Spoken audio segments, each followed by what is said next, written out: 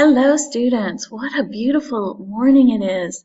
I hear that the temperatures could go up to 71 degrees today, so I encourage all of you to take advantage of the nice weather, get up, go for a walk, organize a fun game of kickball or just a fun activity with your friends, because I think winter's coming back tomorrow, and I know we're all worried about what type of activities to do for our unit fitness logs, but when we have outdoor time, take advantage of it.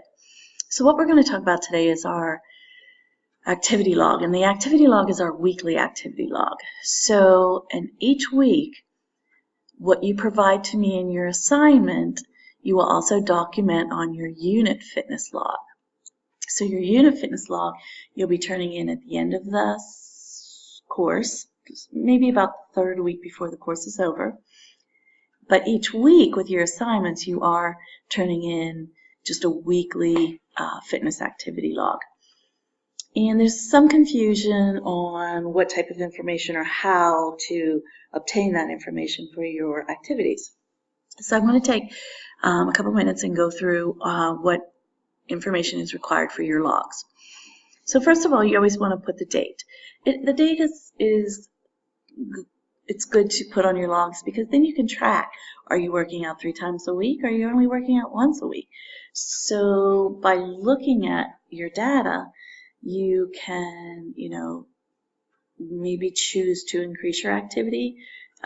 Maybe you're participating in activities 7 days a week and you need to cut back on your activity. So we want the date. We want to make sure we have that as part of our data. Warm-up, cool-down. What you're going to put there is you don't have to put the actual warm-up or the cool-down because our warm-up and cool-down will vary according to what type of exercise we're participating in.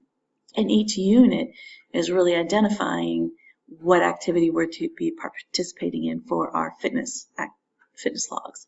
So for the warm-up and the cool-down, I just would like to see you put how much time. How much time did you spend on your warm-up? How much time did you spend on your cool-down? That's pretty easy.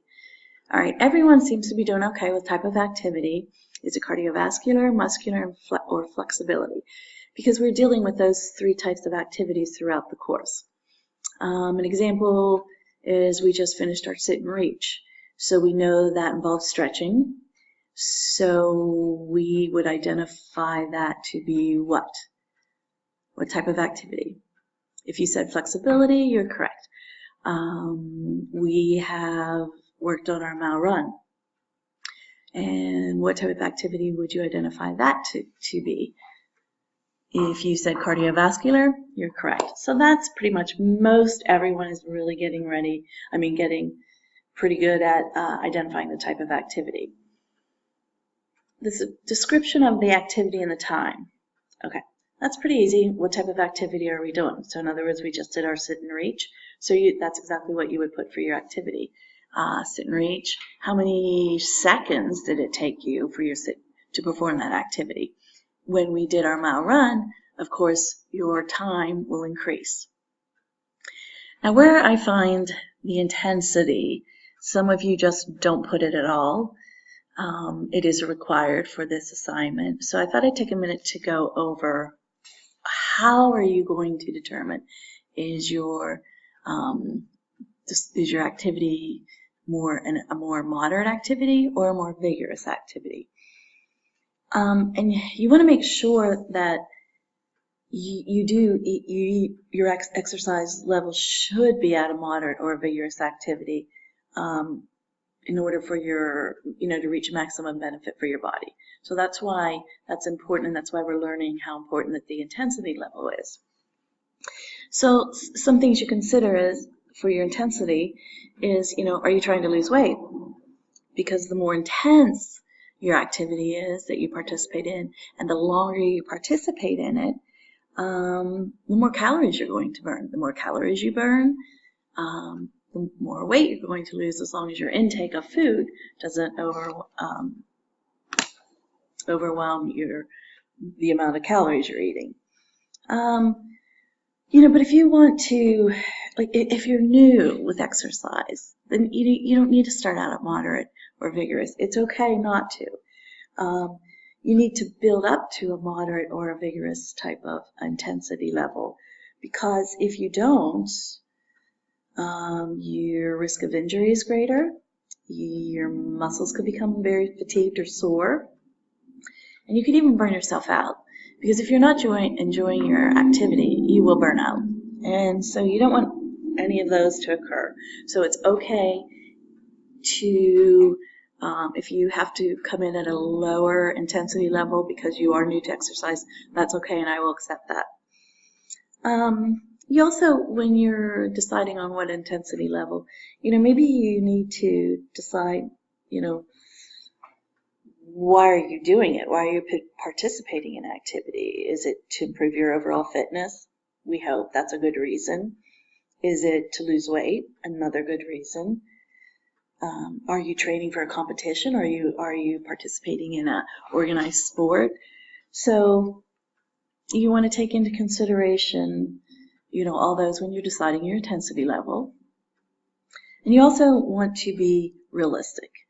You can't push yourself beyond your means or fatigue your muscles or risk injury so fast, so quickly, if you're not used to participating in activity. And I know many of you have communicated that you aren't.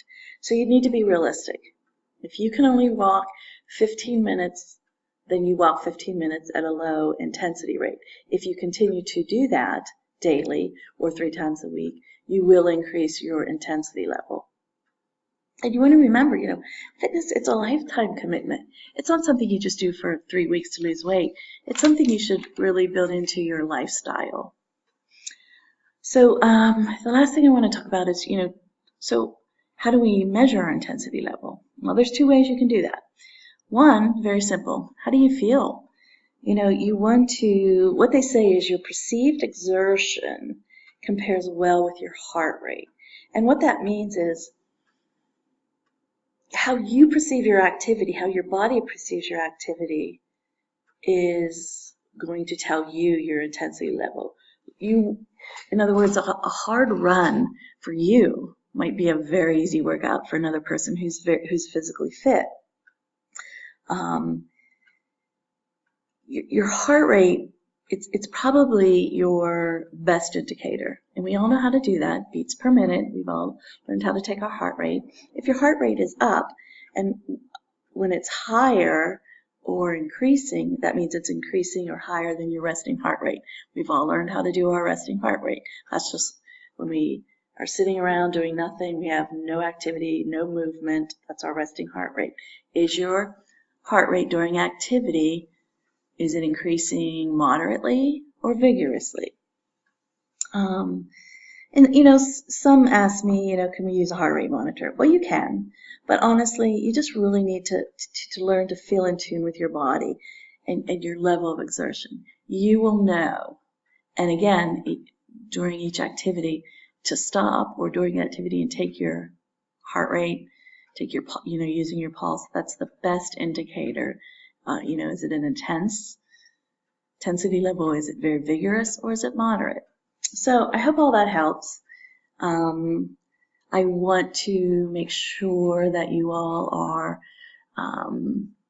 having accepted your invitations to the Google Classroom, listen to your launches, and do your reflection questions. Please reach out. I'm always here to help. I love to help. So have a good week.